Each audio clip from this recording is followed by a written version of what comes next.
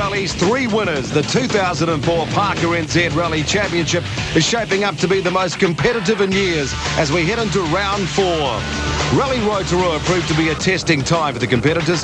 There were moments of glory as Richard Mason shattered the outright record for the mighty Motu stages, only to shatter his suspension on a bridge the following stage.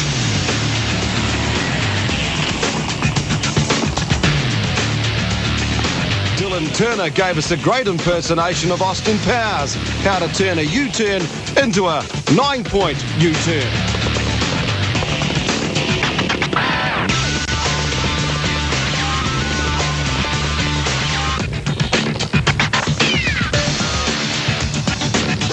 And Todd Borden was lucky to keep going after this. Hawkes would look to have the whole rally sewn up until this on the last stage. No, that is a monumental blow-up. Joking. And there was more than a little glory when Neil Allport scored his first championship victory in 11 years. So it basically means you haven't run out of talent after all. Oh, well, it appears it hasn't all seeped away anyway. There's a bit left. So the points table at the halfway mark of the 2004 calendar has Chris West out in front by 18 points, followed by Hawkeswood, Mason, Allport, Sumner, Murray, Scott and Pritchard. As we head to Napier for round 4, the Bayswater Vehicles Rally of Hawkes Bay. Just 7 stages beginning on Friday night with an official start ceremony to kick the rally off with a party-like atmosphere. And with a healthy 18-point lead, Chris West was the man in the box seats. Handy lead in the championship, and if we can maintain that, that's what it's about. It's the championship at the end of the day. Richard Mason has won the previous 3 Hawkes Bay rallies, but being number 1 on the road could be a disadvantage. Richard, you absolutely dominated the event last year. You feeling confident this year? Not so much so. Like the roads are looking fantastic, although they've all been graded, so that's going to hold us back a little bit. Plus, this is a predominantly Group A area. Like the roads are quite fast. They require a lot of power, so our little Group N car is going to be struggling a little bit. However, the roads suit me. They're exactly the sort of style that I like. They obviously, as we showed last year, that they're everything that I like. So. Mark Tapper lost his round 1 and 2 points on a technical breach, so the podium finish at Rotorua was certainly welcome. Yeah, it was indeed. I mean, it was an awesome result, and probably opened a few people's eyes and quietened a few of the doubters out there. But just sort of come away from that year with only the points I gained there. So it'll be maximum attack here while still taking due care. We've done a lot of work on the car, and hopefully everything should be good. Andrew, 18 points behind in the championship. Is this a must-win rally? Oh, it certainly is, But again, I can't afford to make any mistakes. So, I mean, I'd like to win, but, I'll just go out there again and do the best we can and just see how we go, You've had a look at the roads today, yesterday and today. How do you think the roads will suit your driving style? Oh, I think we should go quite reasonably well here. I mean, there's a lot of gravel on the roads, so, being number 2 on the road's we'll be hurt a little bit. But other than that, I mean, they're fast and flowing. I mean, I've never done this event before, but, I like the look of the road so far. OK, Todd, bit of a disaster Rotorua rally last round. What's the plan for this one? Well, we just want to have a good finish here, and win, of course. We didn't come all the way down here. The boys have done a good job in the car, and I want to give them a good result. And by saying that, we also want to be on the podium, but I'd like to win for the guys. It's always my plan is to win, The rally was run north of Napier around the historic riverport town of Wairoa, using 6 roads with stage 1 and 7 repeated at the beginning and end of the day. So the Bayswater Subaru Rally of Hawkes Bay has become critical for several factors, as round 4 of the Parker NZ New Zealand Rally Championship, a win here could become a turning point for one of the top drivers right throughout the season. Of course, the other critical factor, the big wet that's hit the bay, what impact that would have on the 7 special stages over 170 kilometres on what's turned out to be a wet, fast-flying and slippy Saturday. Stage 1 is the formidable Mohaka Forest, a tortuous 24.7k loop, a mixture of thick pine forest and cleared land with some deep gravel on a soft base made softer by the rain, which had soaked the area for the previous 2 weeks. as defending Hawkes Bay champion Richard Mason was first car on the road with a thick, soft gravel surface. He would be playing road sweeper for the cars to follow.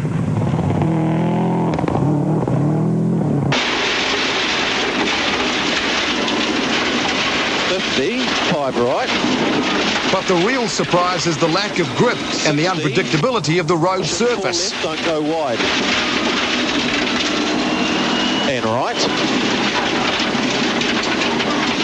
50. 4 left in junction, room. Uphill, 6 left plus. I probably won't need that, no. It's good fun though, you know what I mean? You know, if you can't go fast, at least have fun. Maybe these conditions might suit the Group N cars. Well, definitely it would even up the odds a fair bit as far as traction's concerned, you know what I mean? Like horsepower becomes much less of a difference when you can't put your foot down anyway. So. Andrew Hawkswood didn't have any better conditions next up on the road and had an interesting dilemma with his $8,000 lights hanging off the car after a brush with nature. Amazingly, they fell off without too much damage and were retrieved by our camera crew. And he charges through the stage in 19.30 to take an early lead in the rally. 5 left, 30. 4 right, 30. Andrew, slippy conditions to start the day off. Oh, yeah, man. I had so many frights in there, it wasn't funny. We started with the light pod and blew that off halfway through, so it's lying on the side of the road and there, about 8 grand worth of spotlights. That's not such a good start. After that, you could see all right? Oh, yeah. No, we didn't really need them on anyway, but, you know, you never know. And the latter part of the stage, you're slippery on those pine needles. Oh, definitely, yeah. I don't know if it's going to get better or worse for the other guys, but we'll find out. 3, 2, 1, start 30. Sam Murray's been knocking on the door of the top 3 in his rookie year. His Subaru Impreza Group A, a good tool to attack these roads, which is exactly what he did. 5 left minus 100. 6 left crest 60. And that incident not even slowing down the Palmerston North driver. He carried on with a few branches along for the ride and no apparent damage to the car. And he posted an impressive 19 minutes 45.7, second fastest on the stage. 4 right, 4 left into 6 right.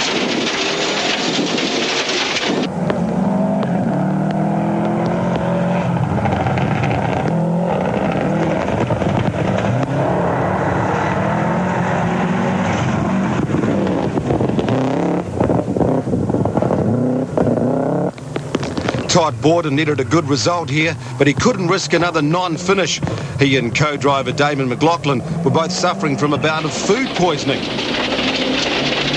40.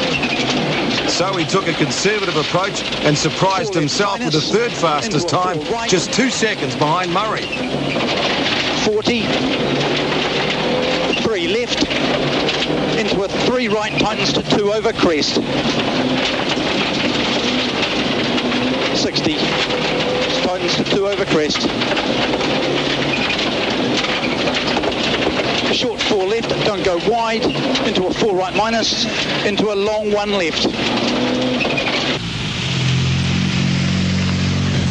I think, it'll be interesting. I actually really took it easy in there, so when you're going slow, you think you're going slow, you go faster, so it'll be interesting to see. I think we would have got beaten, but I just really down the middle of the road and just keep it on the island. She's pretty, someone will go off in there. She's not very nice. Yes, smooth is fast, as they say in the classics. And just look at how much the conditions have changed 4 minutes later when Mark Tapper goes through the stage to score 4th fastest time with a time of 19 minutes 48.5, bumping Mason back to 5th. The rain not making things easy for the drivers like Chris West. Open 30. He was the next production car through, but he was struggling with the car setup again and would drop 30 seconds to leader Hawkswood on the stage. 4 left minus 30. 4 right minus. Into 1 left long. Opens to 4 left. Into 3 right. Dunedin's now famous Welsh Kiwi Tom Pritchard was just 4 seconds behind West, but had non-championship car of Peter Trotter in 7th place, 2 seconds ahead of him.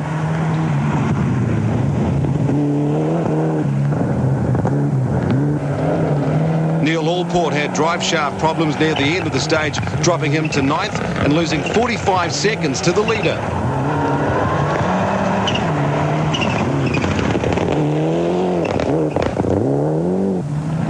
Rotorua's Dean Sumner got off to a slow start, 10th overall and 5th fastest production car.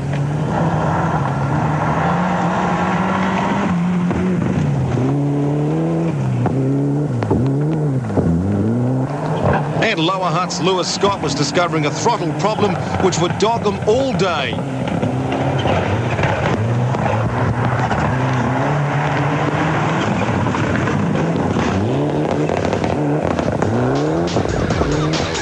So after the first special stage, it was the Group A car of Andrew Hawkeswood slip sliding away in front, followed by Murray and Todd Borden rounding out the top three. Chris, you got through the first stage. Looks like you had a little bit of a problem. Yeah, the car felt really good until maybe 10 or 12 k's from the end. It's come into a 2 left and she went up on 2 wheels, landed quite hard on the road with obviously some rocks on the inside of the corner. So I think it's, well, we're hoping that it's moved the wheel alignment. We can't actually find anything else, but I actually thought we had a left front puncher, but to drive that far, it didn't get any worse. It was it's quite hard to explain, really. Looks like the day's off to a bad start for you, Neil. Yeah, no, it's not the start we wanted, that's for sure. We unfortunately broke an axle at 8 kilometres from the end of that first stage, and as it happens, it was like the slipperiest part of the stage, although the whole stage was very, very bad. But all in all, not a total disaster, though, because I think we lost 45 seconds to Andrew and really only about 15 to 17 seconds to the rest, so still a lot of rally to go yet. Coming up, it's wheel-spinning, slippery action on the tight roads of Hawkes Bay.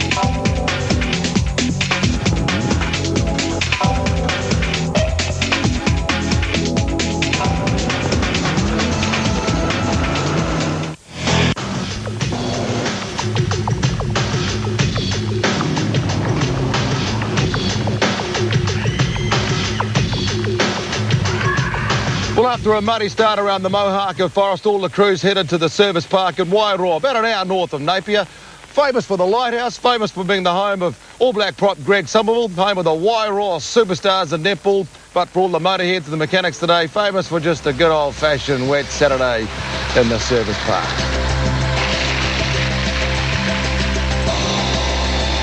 Back in the forest, there are plenty of challenges for the crews, not the least this tight hairpin, one of 2 on the stage. Stage 2 Woodlands, 18 k's starting on county roads before diving into the forest. Stage 3 is Crooklewood, 25 k's of fast, unforgiving county roads with big drops, not for the faint-hearted. Well, 3 left, 1 right in junction, don't cut.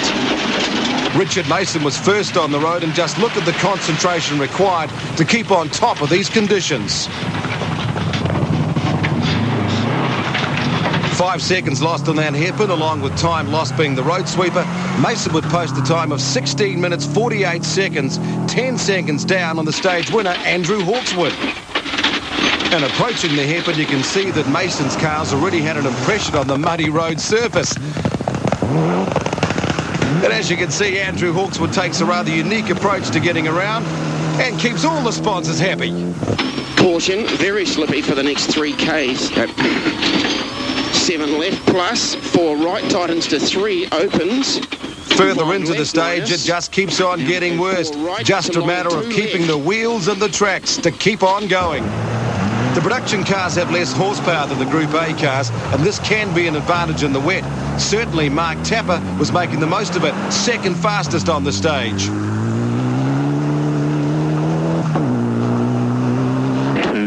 1, go. 30, 4 left minus long, into 3 right opens, 30. And Chris West making a good job of the conditions now that his wheel alignment was corrected. 4 right.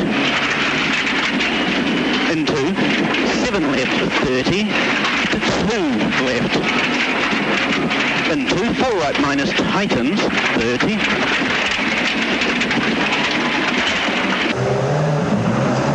His time of 16 minutes 47.2 was the 3rd fastest behind Tapper, but nicely around the pin.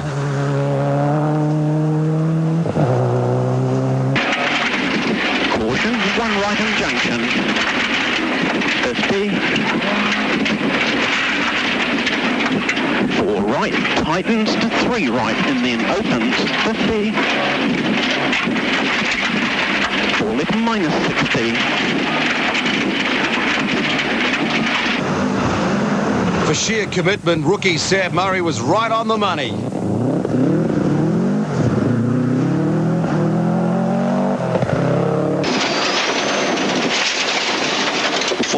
Look at his speed in the downhill road following the second hairpin. 4 left minus 60. Short 4 left into your 4 right. Tightens to 3. The 5 left plus. But late in the stage, check out this unbelievably slippery section. Murray really struggling now to stay on top of the conditions. But with incredible reactions, he keeps the car going. Kenya. 3 right.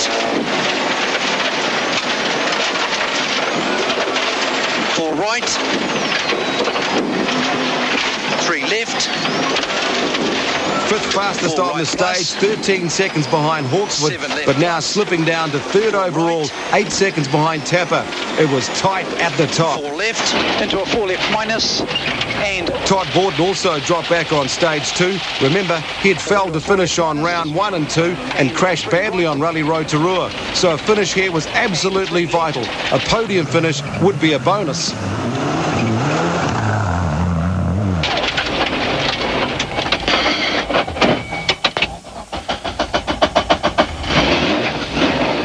But at this stage of the rally, just getting through this stage would be a bonus. He eventually came through 6th fastest, down to 5th place overall. The Kiwi 2 class cars were having their own battle back in the field. Dave Strong striking problems early on stage 2 with a damaged diff and no traction.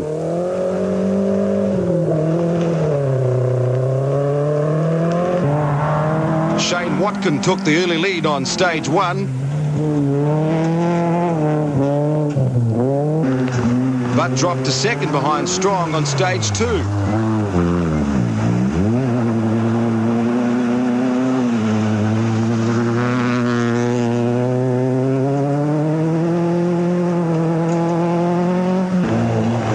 But the big mover was Dave Wright in his debut rally in the class, just 4 seconds behind Watkin.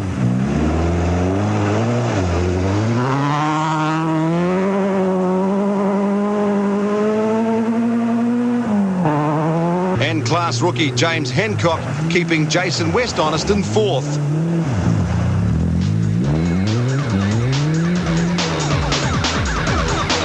So here's the top 5 after special stage 2. Hawkswood, Tapper, Murray, Mason and Borden. Hawkswood with a 19-second lead over Tapper, but just 3 seconds separated 3rd to 5th. Out in front on stage 3, Cricklewood and Mason was able to charge through the stage, although the weather was still appalling for the lead cars. Long 4 left minus. Andrew Hawkswood rally progress took a dramatic turn though, and for the worse. Not again, Jack. That noise, the rear diff blowing apart, but because it happened just 1.3 kilometres before the finish, he only lost about 20 seconds and headed to service, still in the lead. That should have given Mark Tapper the chance to take the lead, but he lost time when he clipped a gate and dropped from 2nd to 5th. Such was the competition on this stage. To 4 into a short 7 right. And it was Todd Borden who took the chance on this road, which compared to the slippy stage 1 and 2 surface was like a highway. He posted a 17.04 and moved up to 2nd place. Small crest 50. 5 left opens 50. 6 right tightens into a 5 left plus. And 4 right minus long. Chris West was in 6th going into the stage, but like Borden, he too would be a big mover here in the Subaru. And 5 left plus 120. Over finish, 5 left tightens to 4 left and tightens again. 30 to 3 right, very long. And how's that? Westy crosses the line just 0.4 of a second behind Borden's time and moves up to 4th overall. And the Glass brothers, Glenn and Colin Smith, were another crew suffering health problems, this time the flu. A quiet start on 1 had them drop back to 13th, but improving to 10th on stage 2, and then a 17 minutes 13.8, taking them up to 8th after stage 3. 5 right, 60. And that fluff on the start line cost Sam Murray 3 seconds alone. Long 3 left, opens 30. And running 9th on the road, you can see that the conditions were worse. He was 6th fastest on the stage, but dropped from 3rd to 6th.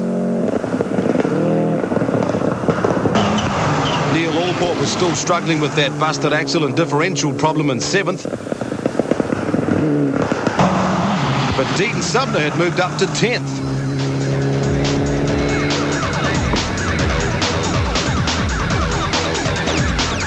So after special stage 3, Hawkes would still have the lead, but back in service the outlook didn't look good. Despite the team changing the front diff and a rear dry shaft in the time allowed, Hawkesford was back in service and out of the rally just 10 minutes later. Andrew, looks like there's further problems here. Yeah, I know the rear diffs was damaged as well, unfortunately, so we went to drive it out and got about 2 k's down the road and that expired as well, so it's not a bad record, I suppose. So with Hawkesford out, Borden effectively takes the lead, although he was wary of the speed of the production cars behind him. I'm hoping, I can get into the groove and hang it. 35 k's is a long way to go, and to keep your mind focused. The Group N cars are going very well here. It's wet, slippery. We can't get the traction to the ground. Those guys are getting all the power to the ground, so I don't really think we have a big advantage over them in the wet. If it was dry, fast, we would, yeah. But the Group N cars are going fast, but we'll see who's the fittest by the end of it. OK, you're 4 seconds, I think, 4 seconds behind Todd. You've got Westy 4 seconds behind you, so what's the plan of attack for the rest of the day? Just go out there and have some fun and do our best. And have you found the conditions quite treacherous this morning with the Group N car? Yeah, I think any car is going to find it treacherous. It doesn't have to be just the Group N ones. Like the Pine Needles in stage 1 were amazing. You get a little bit offline and you probably go faster off the road than what you did on, but you spent the whole time you're on the road trying to stop yourself from going off. It was quite funny. And Westy's Subaru team replaced the crushed exhaust, but the main concern was tyre choice. Some people running mud tyres, is that an advantage here?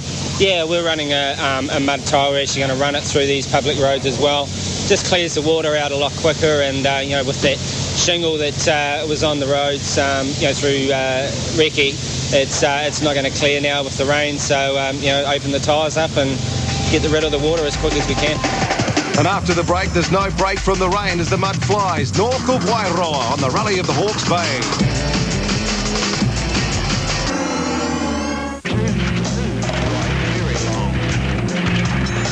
It's the battle of the Mitzies and the Subarus for outright victory in the Parker NZ Rally Championship. But it's in the Kiwi 2 class for two-wheel drive cars that other makes are making an impact. Dave Strong flew the Honda flag to lead after 2, but a damaged diff had him a doubtful finisher. Yeah, we've got some major problems in the gearbox, so we're trying to drive around them. We can't fix them, so we're going to try and drive around them all day. Do you think the car will last for the whole day? No, clearly. So hard charger Dave Wright took the class lead for Nissan.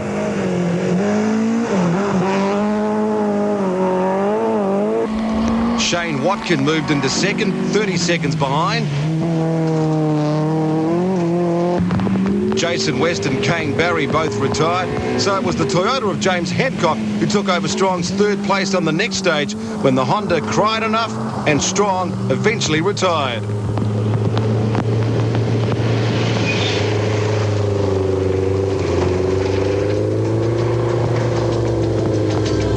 Stage 4 Irapiti was the most northern on the rally, 22 kilometres of county road. Then Stage 5 Waihi, 38 k's, the longest of the rally, a 20k climb before dropping down into a large river valley. Just 13 seconds separated the top 5 competitors, so any one of those top 5 could still win the rally. 6 right cut. In third place, Richard Mason needed those maximum points after failing to finish in Rotorua. But once again, he was first on the road and faced the thick gravel and lots of rain, and inevitably, his times began to suffer. 7th fastest on Stage 4. Then on the long Waihi stage, 5th fastest, but all the time losing touch with the leaders and starting to wonder what was going wrong. 80. 4 right plus. Long 4 left. 14. Left tightens. Chris West made his move on stage 4, but the new exhaust pipe, which had been fitted at service, fell off in the stage. 3 left to Wooden Bridge. Into 4 left. So how much would that affect his time to the other production cars?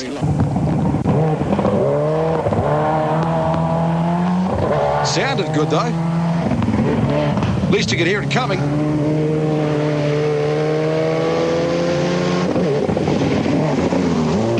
End of stage 4 and he stops the clock at 14:42.1, 5.2 seconds faster than Mason and up into third. Wouldn't read about it. Into 4 right minus Titan. But on stage 5 it gets worse. Westy comes precariously close to disaster. Sorry, mate. Sorry.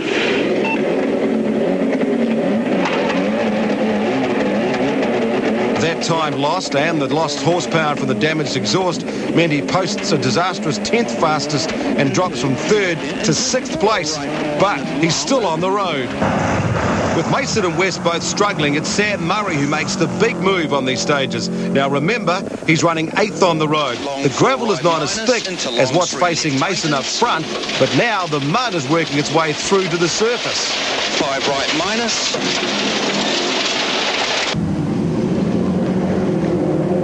Murray's 6th fastest on stage 4 and moves to within 8 seconds of Mason. On stage 5, though, his intercom starts failing, almost causing a wrong turn at this junction. Small crest and 7 right over small crest 300. Amazing then that he actually finishes the stage 3rd fastest and moves into 3rd place 11 seconds ahead of Mason. Neil Allport is another on the move. Using mud tyres for the first time in his career, he surprises himself and the competition by finishing 3rd fastest on 4 and then winning stage 5. That moves him up to 5th, just 7 seconds behind Mason. Glenn Smith was 2nd fastest on 4, but only 6th fastest on the 5th stage, so stayed back in 7th place overall. 3, 2, 1, away. 37 right plus 60. And out in the rally lead, Todd Borden was keeping to a steady pace. Remember, he has to finish here after scoring 2 DNFs in the first 2 rallies. Running 2nd on the road now, though, these conditions seem to suit the Group A Mitsubishi. 200. The Marley man actually loves the rain. He goes on to win stage 4.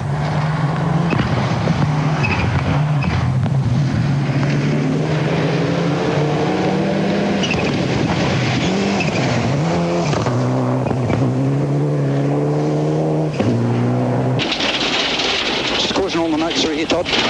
7 right minus. But that caution from co-driver Damon McLaughlin, a reminder in stage 5 that he had a close call in this corner in 2003.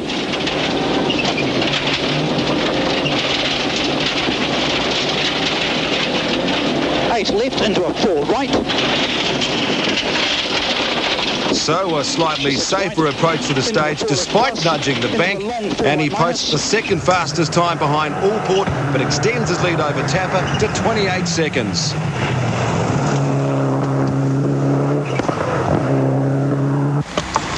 Tapper was in a class of his own in the production cars, 20 seconds ahead of Mason and 42 ahead of Westy. Dean Sutherland, the next production car, in 8th overall, heading off a challenge from Tom Pritchard, just 13 seconds behind.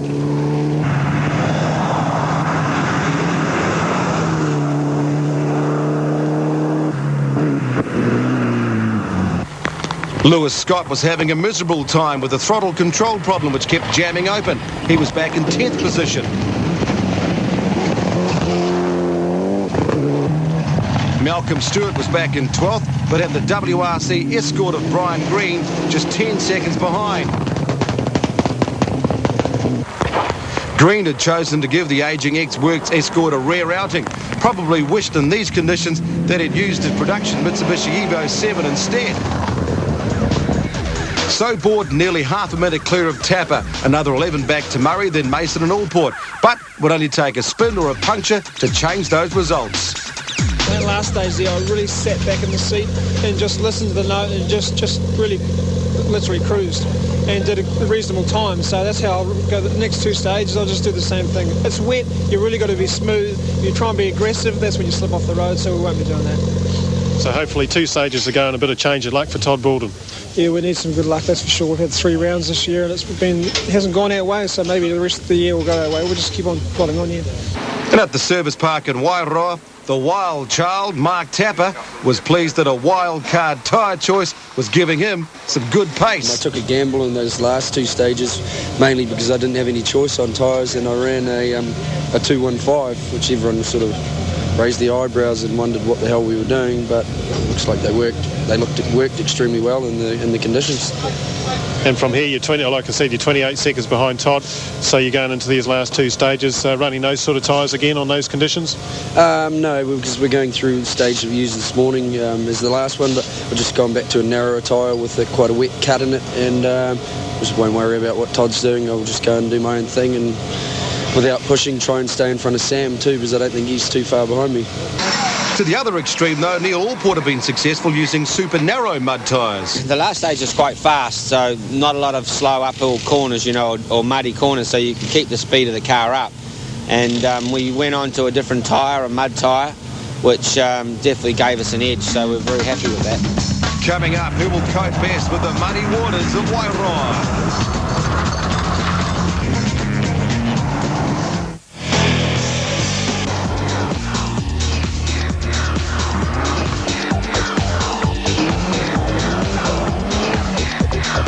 Special Stage 6 Mohaka Coach Road at 17 kilometres, a real classic rally stage, probably the least affected by these terrible conditions.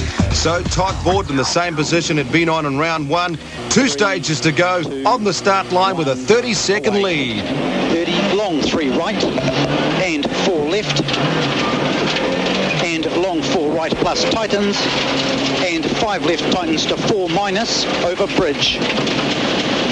Old Coach Road is a great stage. Open it fast at the beginning and the end, and the uphill climb at the start really suits the power of the Group A cars. 3 right tightens 60.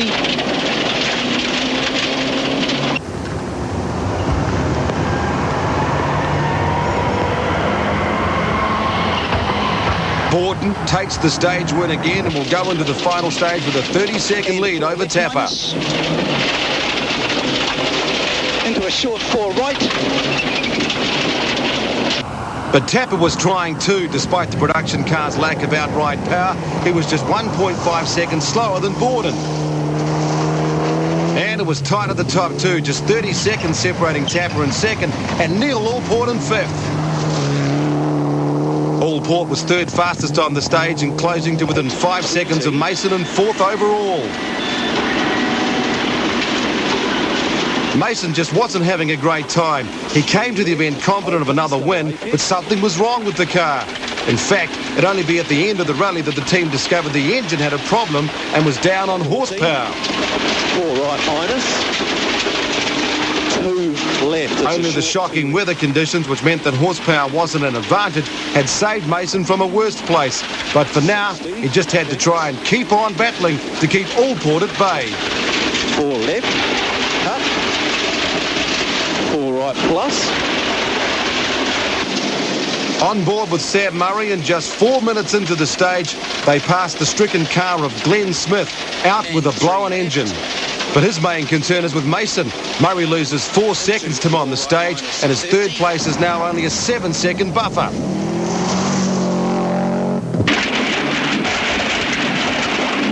And 3 left long. Westie's car is back to normal. The exhaust repaired, but he's not going to catch the 23 seconds to Allport in fifth.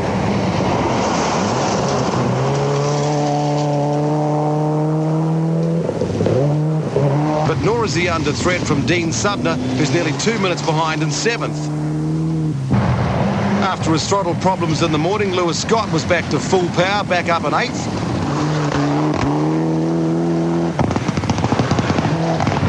But Tom Pritchard was just 6 seconds behind him.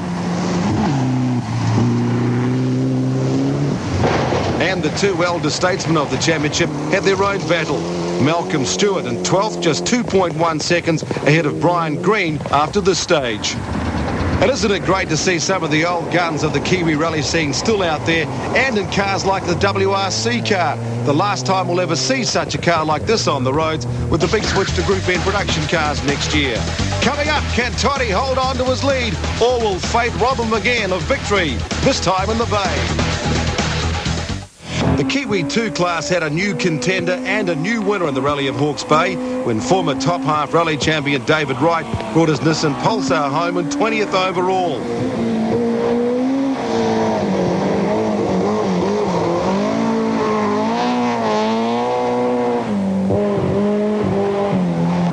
He was 2 minutes clear of second Kiwi class car of Shane Watkin, also in a Nissan. Watkin had shown good pace throughout the season, but this was the first time it actually made it to the finish line. James Hancock brought home his Corolla in third with a 5-minute margin over the similar car of Sarah Randall, who moved into second place in the Kiwi 2 point standings. Stage 7, the final stage, a repeat of Stage 1, so the big question would be, how different will the 25 kilometres of road be on the second run through? Aside from the Kiwi 2 contenders, there was just 16 finishers in the New Zealand Championship class. A new co-driver and unfamiliar roads had Emma Gilmore down in a disappointing 18th overall. Dylan Turner snuck past Gilmore on the last stage in 17th. Brett Martin's 16th place gives him enough points to move into third place in the rookie class. Deborah Kibble, another to struggle with these conditions, her 15th, a long way off the pace she had shown after winning a stage in the Rally of Southland.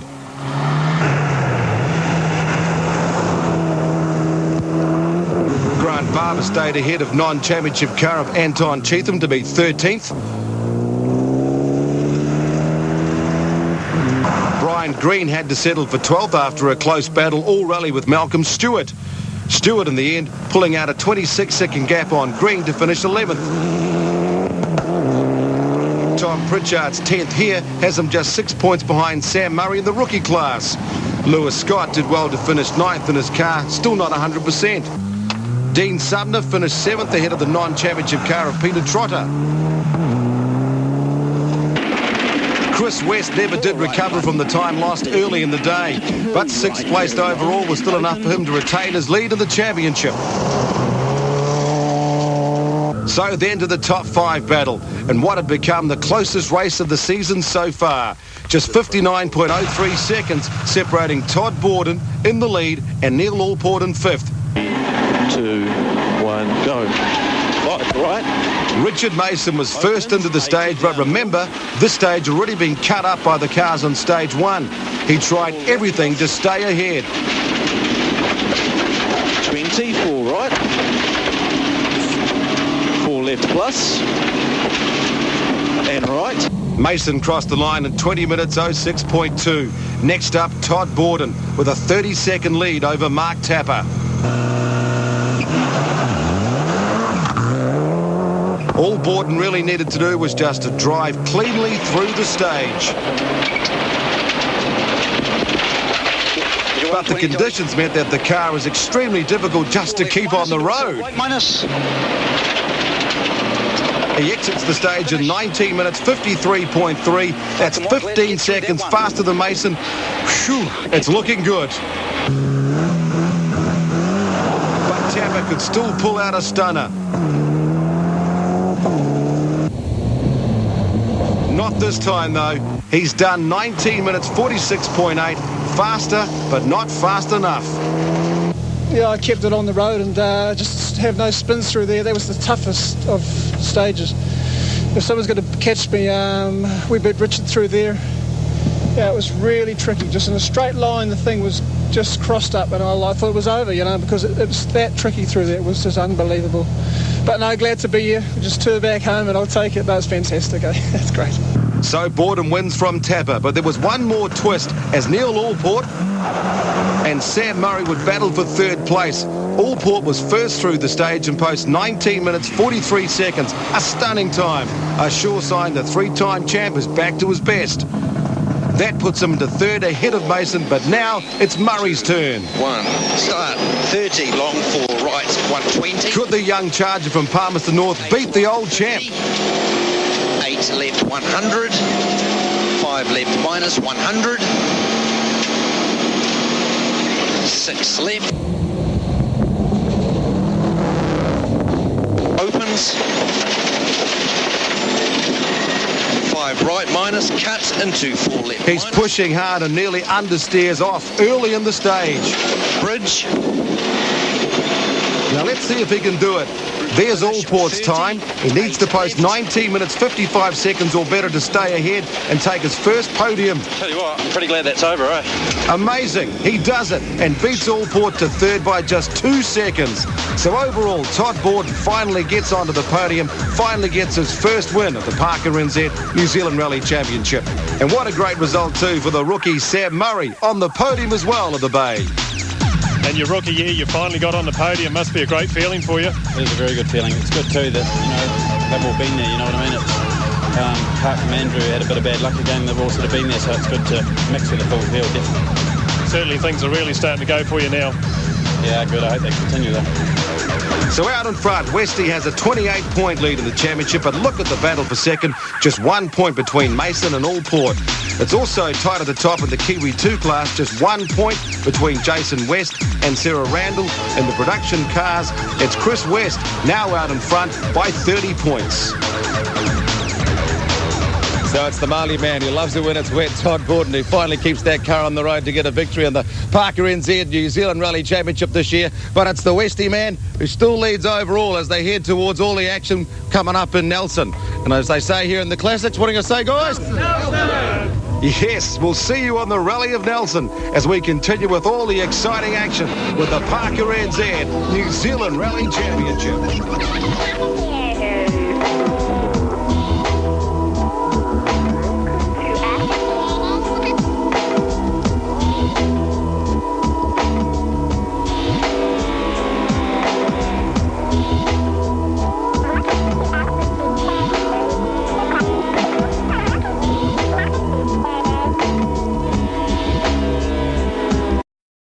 Out the title, but